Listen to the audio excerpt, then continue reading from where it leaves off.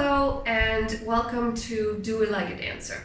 So today I just want to bring to your attention a kind of other side of dance. I've talked a little bit in other videos about, it's important to not just go to the studio and practice, but also to read about dance.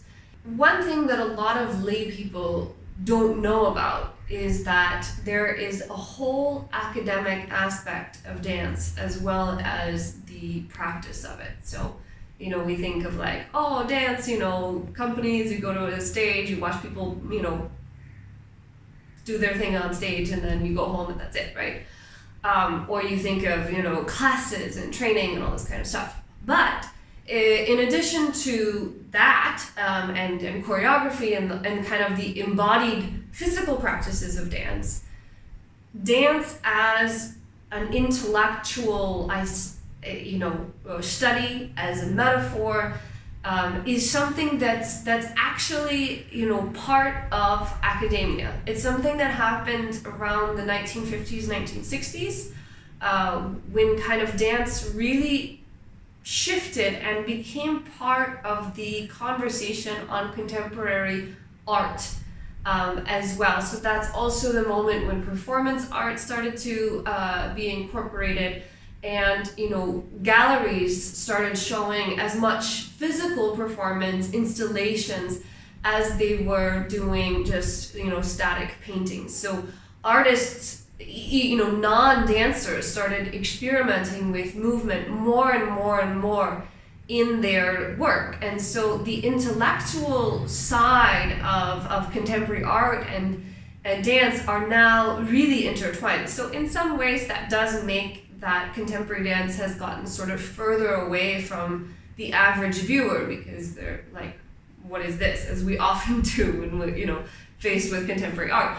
But it is interesting. And so, when I was talking about reading, I do think that if you're interested in dance and if you are a dancer, it's really to your benefit to learn what the field is talking about. So recently I made my way through this book called the Rutledge Dance Studies Reader. I think I have it down here. Which was a series of essays throughout, some more recent, some in the last 20 years, talking about, how we study dance, how you think about dance. And there's, the whole range of it. Sometimes they're thinking about dance as embodiment, dance as choreography. And there is so much, you can get any level of it that you want. Some of it is quite, obtuse and very dense. And some of the stuff that I read, I'm just like, this is way beyond. But nonetheless, sort of understanding dance as a academic, intellectual pursuit is to your benefit. And so it's also interesting that, someone who is not a trained professional dancer can do a lot of work in the field of dance studies. So a lot of the people doing work in dance studies and writing essays and publishing in peer-reviewed journals and all that are not necessarily dancers themselves, but they're researchers, ethnographers, all this kind of stuff.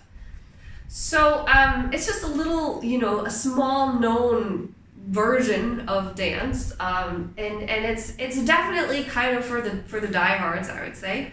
But I have found that my work as an artist and a dancer has been really enriched by knowing more about dance studies, performance studies, and I mean, even last semester, this spring, I was able to teach a class on performance studies and thinking about the different ways that performance is part of our experience of living, essentially. And it was a really exciting, it was a really good course. It was really fun. I got some really good feedback from the students. So, at the end of the day, what I'm saying is that you can think of dance as a purely physical practice, and I think that misses out on a lot. When I was living in South Korea, my mentor basically pointed me towards this intellectual sort of academic side of choreography. And it's made a huge difference in my understanding of the work, why I'm doing stuff, and just giving me more options as an artist. So I do recommend you look a little bit more into dance studies, performance studies, and reel it a little bit, and it's something that really will expand your ideas of what dance is and can be. So that's all for today. Just a huge thank you to everybody who supports this channel, to continuing to bring new people in, new subscribers. I'm just really happy that, I can share a little bit of my knowledge here. As always, I do shout out to my Patreons, particularly Russ, Charles, Hamid, and Netra. You guys are just amazing, and I can't thank you enough for your support. Do all the YouTube things, you know what they are. If you like what you see, share it with a friend, and I will see you next time. Bye-bye!